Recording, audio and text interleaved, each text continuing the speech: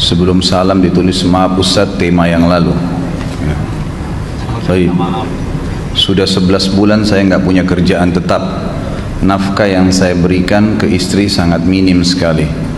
Keluarga istri meminta saya untuk pisah. Akhir-akhir ini istri juga sudah tidak tahan. Istri saya bekerja. Sebenarnya kami masih saling menyayangi. Istri saya masih cinta sama saya. Ustadz, gimana saya menyikapi masalah ini?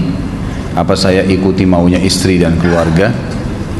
Saat ini istri saya lagi didekati pria lain yang lebih mapan dan kaya. Salahkah saya kalau memukul pria tersebut? Karena pria itu telah mengambil kesempatan dalam kesempitan rumah tangga kami. Ustadz minta amalan atau wirid untuk melapangkan rezeki. Ini ada hubungannya sama tema nggak ini? Hah? Jawab atau enggak? Kasihan. Ya udahlah, karena malam terakhir ya.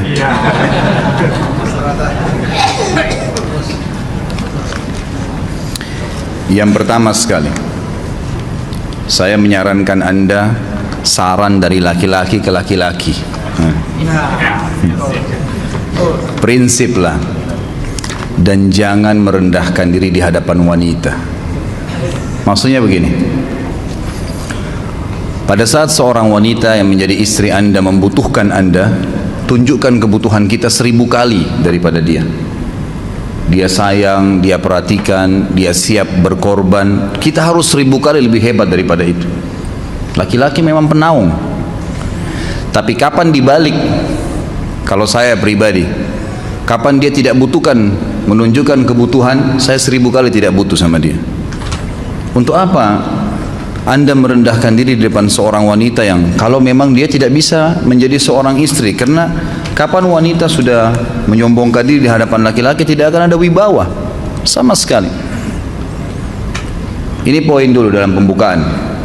Dan selalu saya sarankan siapapun ikhwah yang minta saran saya dalam masalah rumah tangga, yang paling pertama ini saya ucapkan, saya bukan menyuruh Anda menjadi keras, bukan. Tapi saya mengajak Anda untuk punya prinsip dalam hidup. Wibawa, pemimpin rumah tangga. Dibutuhkan kita butuh, tidak dibutuhkan ya sudah. Masih banyak gantinya. Dia mau ganti laki-laki lain, silahkan, ahlan wa sahlan, silahkan. Allah akan gantikan penggantinya yang lebih baik. Dan itu harus bisa kita punya prinsip. Memang begitu. Kalau ini kita terapkan dalam kehidupan kita, kita akan sangat mudah hidup. Terkadang subhanallah ada pengorbanan berat. Berpisah dengan meninggal, berpisah karena masalah dosa yang dilakukan oleh pasangan kita, jelas haram. Kalau ada seorang istri hanya karena masalah suaminya kekurangan ekonomi mau berhubungan sama laki-laki lain, wanita apa ini? Cinta itu pengorbanan, kasih sayang, bukan hanya pada saat mampu kemudian disayang, pada saat tidak mampu kemudian ditinggal. Subhanallah. Hati-hati, hukum Allah subhanahu wa ta'ala berlaku. Akhwat yang jadi istri, ikhwah yang jadi suami, harus tahu pasangan kita itu punya Tuhan sebagaimana kita punya Tuhan yang sama. Dan Allah itu maha adil. Memang dalam kehidupan kita ada naik turunnya. Dan makna cinta adalah pengorbanan. Itu sebenarnya.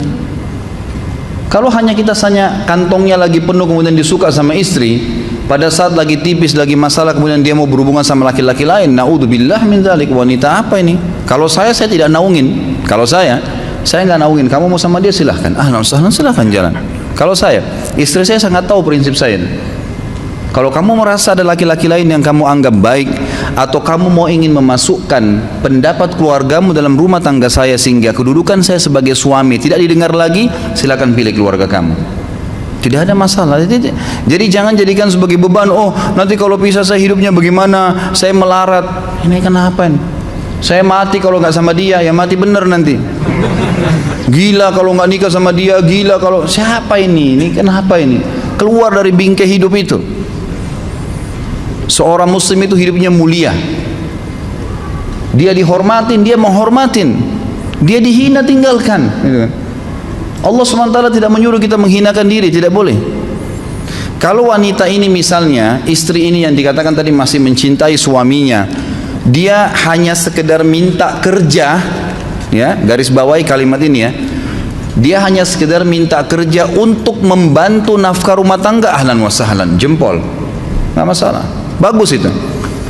Sampai suaminya mapan, itu baik. Tapi dalam kondisi masih status istri, punya hubungan sama laki-laki lain, naudzubillah min dzalik, mana ghirah, mana kecemburuan positif yang telah Allah pelihara dalam diri kita? Nggak boleh. Pada saat seorang sahabat pulang ke rumahnya mendapatkan istrinya selingkuh dengan laki-laki lain, tidak disebutkan apakah berhubungan biologis atau tidak, tapi yang jelas sahabat ini sampai kaget, masuk ke rumahnya temukan ada laki-laki lain. Dia bingung mau lakukan apa. Dia pergi ke Nabi SAW lalu berkata, ya Rasulullah, saya pulang rumah istri saya lagi sama laki-laki lain. Maksudnya dia pandu saya harus buat apa nih? Apa yang terjadi?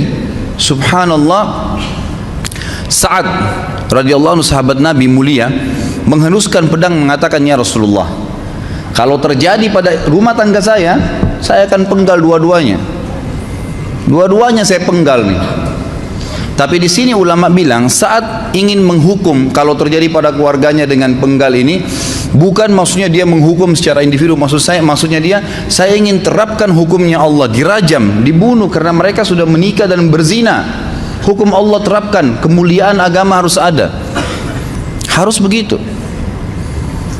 Seorang istri yang mau tinggal di bawah naungan kita sementara kita sudah berkorban di bawah terik matahari, sudah bekerja, sudah memilih dia dari sekian banyak wanita, kemudian dia mau berkorban, hormatin dia, junjung dia, lindungin dia, rangkul dia, gitu kan, bela dia, memang harus begitu.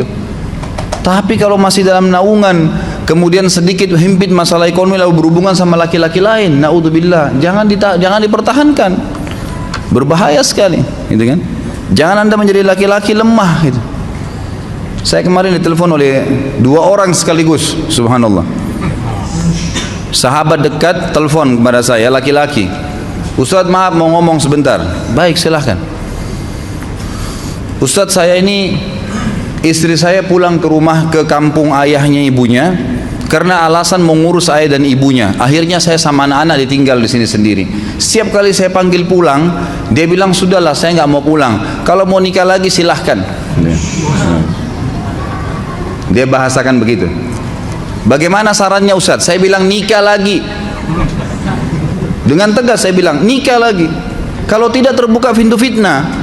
Perempuan itu kenapa harus pilih orang tuanya? Tidak boleh secara syar'i, nggak boleh. Sudah menerima akad nikahnya seorang laki-laki, laki-laki itu yang dinomor-satukan di atas ayahnya, nggak ada alasan. Kalau suami izinkan boleh urus orang tua, kalau nggak diizinkan tidak boleh, nggak boleh. Bagaimana dia tinggalkan suaminya sama anaknya? Kaget itu saya katakan begitu. Iya, bahkan sekarang hukum poligami sudah wajib bagi Anda, nggak boleh. Wajib sekarang. Ini ragu mau melangkah seakan-akan poligami itu dosa. Padahal dia ditinggal oleh istrinya. Bagaimana bisa ini? Ada laki-laki seperti ini nggak punya prinsip. Harus melangkah. Dia sudah dapat jawaban saya dikasih. Ini Ustaz, teman saya juga mau bicara. Masalahnya sama lagi. Ustaz, istri saya tinggalkan saya, Ustaz, kayak mau menangis. Sebentar, jangan pakai nangis laki-laki. Apa ini cengeng? Ditinggal wanita nangis, subhanallah. Orang nangis itu ditinggal meninggal Rasulullah SAW, ketinggalan sholat subuh berjamaah, itu nangis. Nggak jadi jihad, nah itu nangis. Ditinggal perempuan nangis, la ilaha illallah. Allah ciptakan perempuan lebih banyak daripada laki-laki. Ini bukan menurunkan martabat perempuan ya. Artinya harus seorang pemimpin itu punya wibawa, nggak bisa. Kalau nggak akan dianggap remeh nanti. Istri itu dinaungin, dilindungin, dididik, diberikan haknya ia. Berikan berlipat-lipat penghormatan sebagaimana dia berikan satu penghormatan, nggak apa-apa.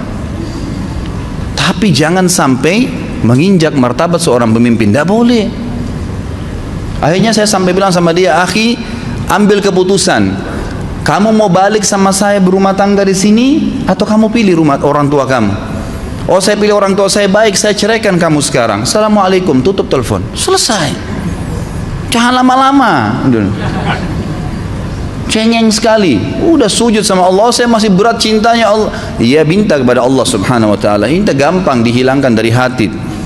Sebagaimana dia datang dia bisa keluar, gampang itu. Subhanallah ya, jangan terlalu mencintai dunia berlebihan. Kalau saran saya, kalau istri anda ini tanya baik-baik, kalau kamu bekerja hanya karena mau bantu nafkah rumah tangga sekarang, ahlan wa sahlan, silahkan. Selama pekerjaan halal, antar dia ke tempat kerjanya, muliakan dia, jaga, jemput pada saat pulang, anda pembelahnya, begitu. Tapi kalau berhubungan sama laki-laki, ada subhanallah suami depannya dia istrinya telepon laki-laki lain dan dia menerima itu. Mana ini? Dalam agama haram, wallah haram itu hukumnya, nggak boleh. Itu namanya dayuth dalam agama.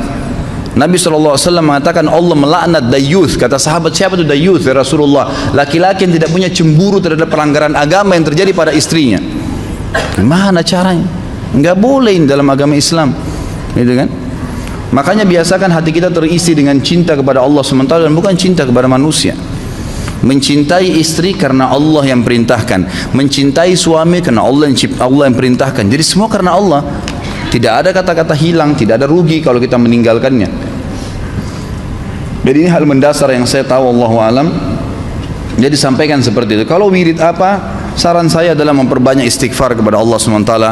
Gunakan momen musibah itu sebagai kesempatan untuk mendekatkan diri dengan Allah Subhanahu wa taala. Begitu ya.